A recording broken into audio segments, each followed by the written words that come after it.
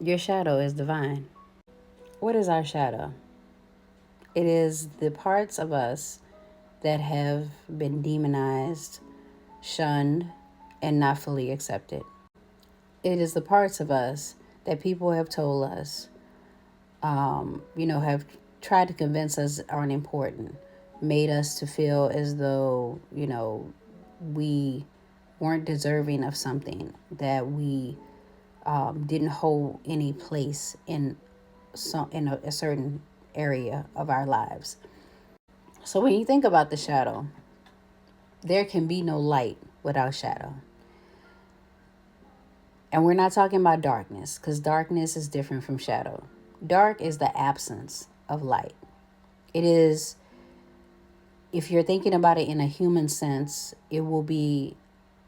shadow will be a human that has trauma and has chosen to be positive and happy. Darkness is where it holds no light.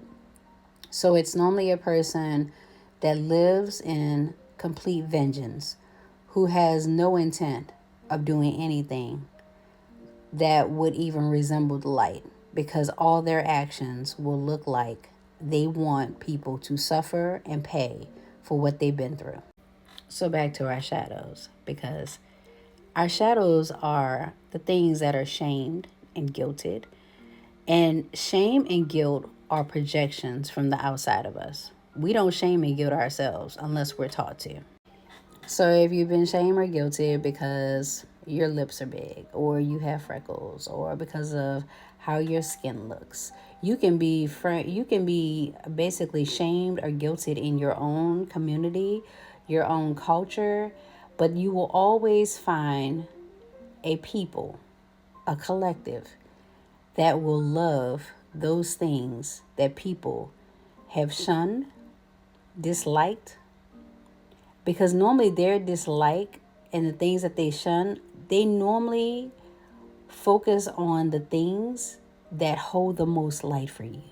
Now, in my lifetime, I've had people, once again, I said in a video, they used to call me Thunder Thighs.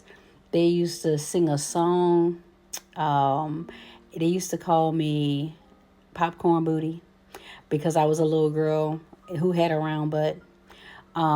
They used to talk about my lips. I've gotten into some pretty heated conversations about somebody referencing my lips, because I'm not playing with you. I've had people talk about the fact that I'm thick, but I've also had people that loved it. Now, here's the thing. Normally when people bring that type of light to some aspect of your physical or your mental, because I have also been criticized or, made to feel like I wasn't as smart as I was, when I know I am fucking genius status out this bitch, okay? And we all are. We just have a lot of stuff that we've learned that keeps us doubting ourselves.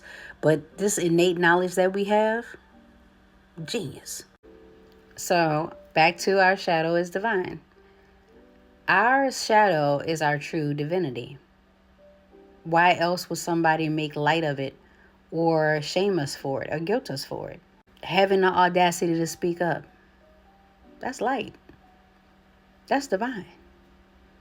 It could be shadow for some other people, but everybody needs audacity. Everybody needs the ability to speak up for themselves, to set boundaries, to say, you can't do that to me, or I'm not going to stand for this. I deserve better than this. I have had times when people have said to me, I've told them about something that was happening to me, and they will say, oh, girl, at least this didn't happen. You fine. Just because that's okay for you don't mean it's okay for me. And then they follow it with you think you're better than everybody else. Why would I not think I'm better than everybody else? Because I'm the only version of myself. Of course, I'm not comparing myself and downing other people, but I should think that I'm better than other people because I'm the only Othello there is. So stop playing with me. You're the only version of you. There will never be another one like you. So why would you not think that you were better than somebody else at being yourself? Make it make sense. Nobody has time for that foolishness. So while you're embracing your love and your light, remember that your shadow is divine and that the shadow are the parts that were rejected. And much like history, if it's been demonized, you should want to know everything about it. So, happy researching and happy embracing of your shadow.